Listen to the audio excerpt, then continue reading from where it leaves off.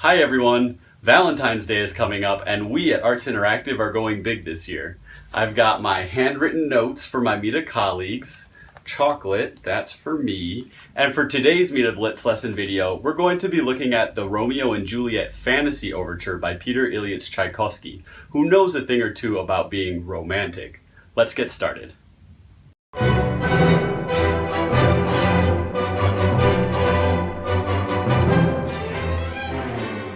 First things first, here's a quick refresher on the story of Shakespeare's Romeo and Juliet, for those of us who were too busy passing love notes to pay attention in freshman year English class.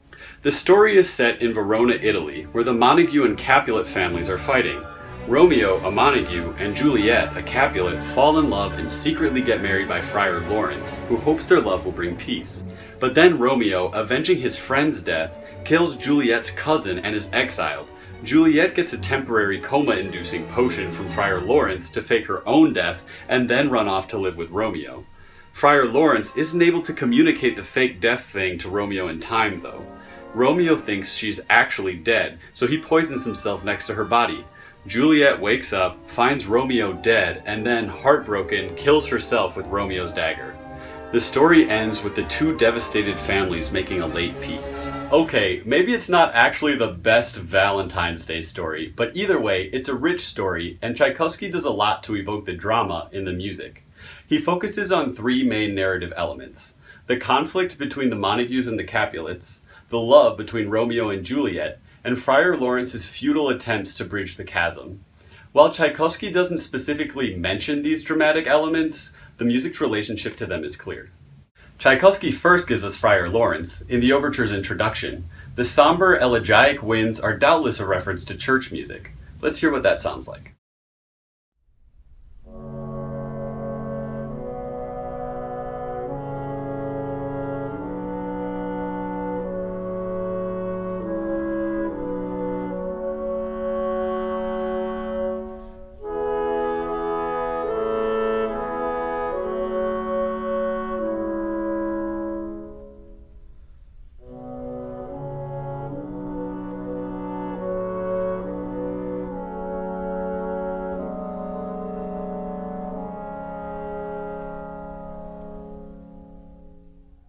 One thing to note about Tchaikovsky's treatment of Friar Lawrence is that it's unmistakably Russian, with archaic harmonies and the low register of a Russian male chorus. Part of the story of this piece itself, composed between 1869 and 1881, is how Tchaikovsky's sorting out his musical identity. On the one hand, there's this more Western European conservatory style that he was trained in. On the other, you have The Five, a group of Russian nationalist composers who are criticizing Tchaikovsky for not expressing enough of the, quote, Oriental elements of Russia's unique national character. The Five included famous Russian composer Modest Mussorgsky and was led by Mily Balakirev. Ironically, it was Balakirev who initially suggested that Tchaikovsky write a symphonic poem on Romeo and Juliet, an English play set in Italy.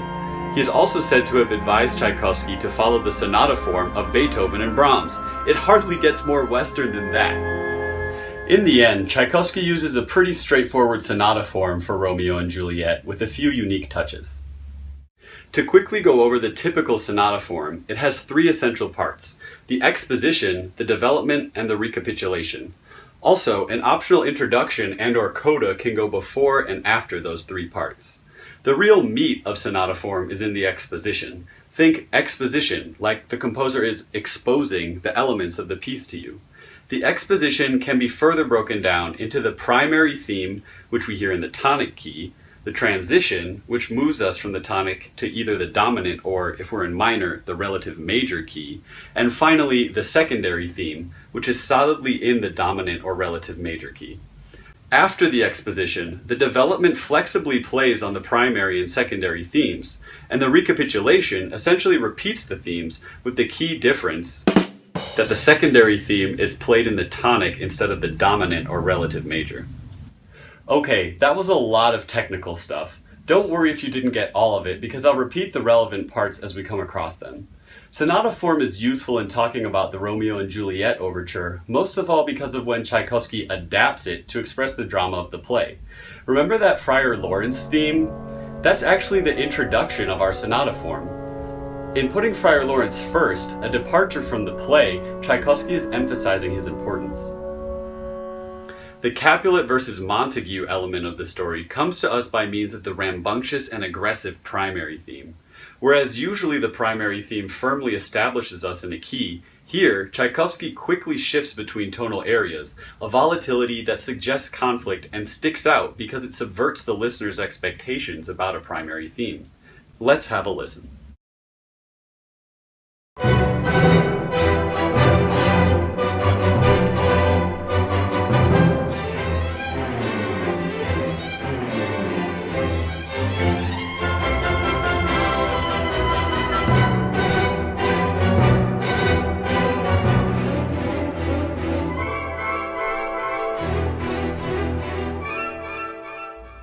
Remember that after the primary theme, we should expect a key change to get us to the secondary theme. And since the primary theme is in B minor, we would expect the relative major key of D major. It sounds like that's exactly what we're going to get when we end up on a 42-second long chord that sounds like it's A dominant 7, the logical precursor to D major. But Tchaikovsky tricks us, treating the chord like an augmented 6th chord of the distant key of D flat major, which is where he takes us. Transitioning to this remote key is a clever way of laying out the secondary theme, which evokes Romeo and Juliet in their own little faraway loverland.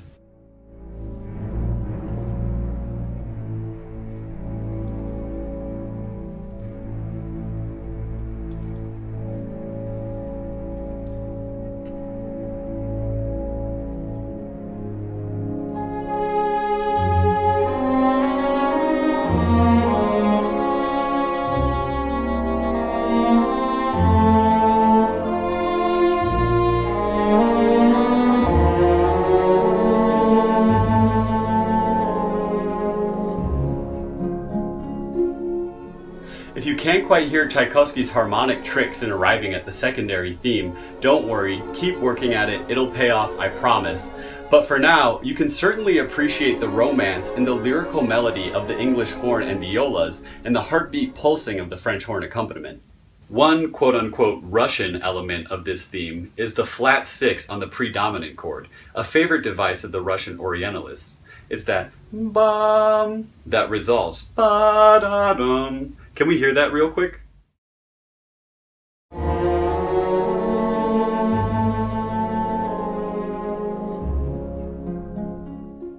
Ooh yeah, that's swoon-worthy. So loverly is this secondary theme, in fact, that it's the kissing music from The Sims.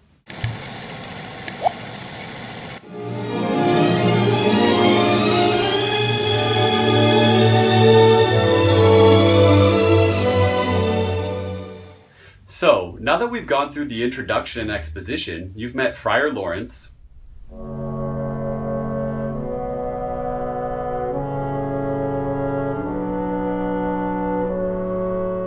the Montagues and Capulets,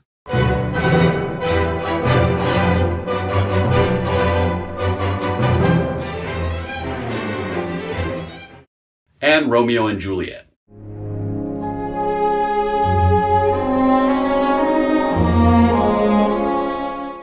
The development, remember, the middle section of sonata form, pits our narrative forces against each other.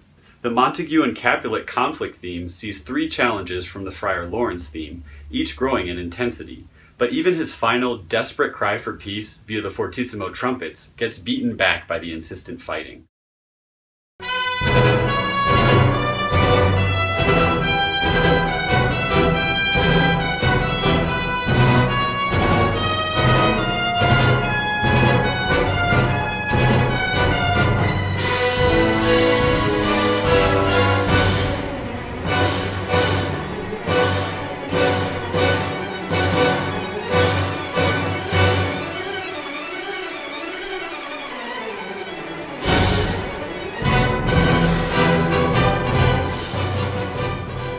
The second of 2 codas offers a striking conclusion to the narrative.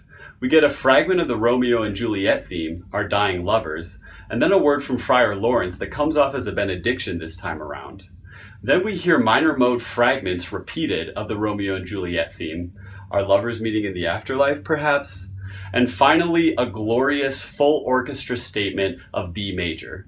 the direct major key of our B minor home and conflict theme key, a statement of the transcendent peace that has come out of this terrible tragedy. Let's listen to just the beginning of that and let it run.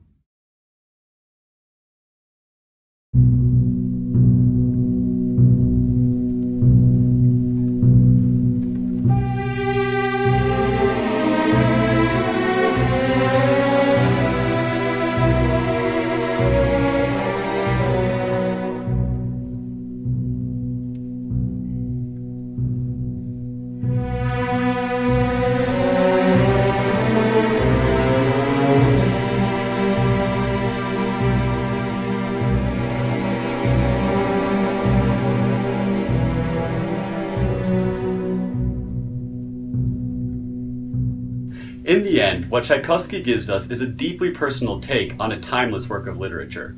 It took him over 10 years to write as he grappled with Balakirev and the Five's criticisms regarding his Russianness. Interestingly, recently I was watching one of my favorite TV shows, The Americans. As some of the Russian characters are trying to educate one of the American characters on what it means to truly be Russian, it's not Balakirev or Mussorgsky that they play her, but Tchaikovsky. Let it be a reminder that sometimes the most enduring heroes are the ones who speak from their own hearts. What do you think about Romeo and Juliet, sonata form, and artistic expressions of national identity? Talk to us in the comments, and don't forget to like the video and subscribe to our channel for more. See you next time.